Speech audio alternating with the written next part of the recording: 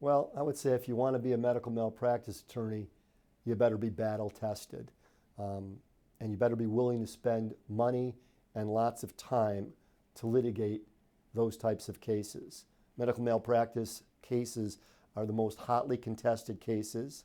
They're vigorously defended by the insurance industry because there isn't a doctor or hospital who ever wants to admit fault in those types of cases. Taking seminars and workshops is a good way to try to stay on top of particular areas. Obviously, you're not going to medical school.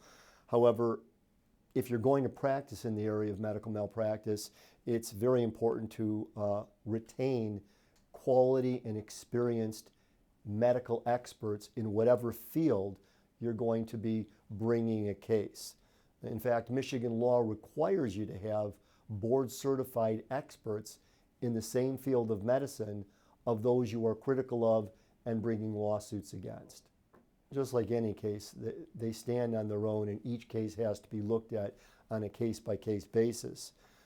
However, in any malpractice situation, you have to look at the individual doctor, and you may very well sue that doctor.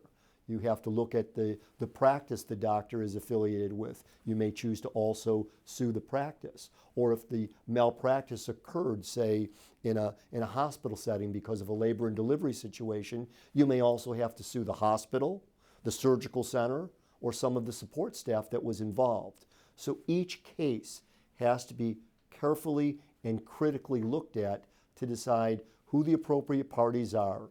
And then obviously you have to have the experts to be able to tell you whether there's been a violation of the standard of care to determine if a viable case exists or not. People are often very critical when there's a bad outcome, but there's not always a malpractice case involved. Figuring that out is really what's important to be able to properly advise clients and only pursue cases that are meritorious. Well, I would say that Moss and Colella is at the top of the legal community when it comes to malpractice, or most areas of law that we have expertise at here. Last year, my partner Vince Colella received a $2.75 million verdict in a dental malpractice case. It was the highest reported dental malpractice case in the state of Michigan. We take cases, we work the cases, and we get the results. Victims of medical malpractice can expect lawyers to turn them away. I mean, the cases are costly, they're complex, and they're fraught with all kinds of pitfalls, and most lawyers, don't want to take on that responsibility because they don't appeal to them. Malpractice cases do not typically settle easily out of court. They take patience, they take persistence and tenacity by the lawyers who are going to litigate those cases.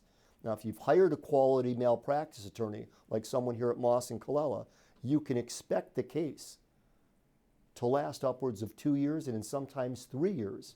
But we're going to see the case to the end, and we're going to get results.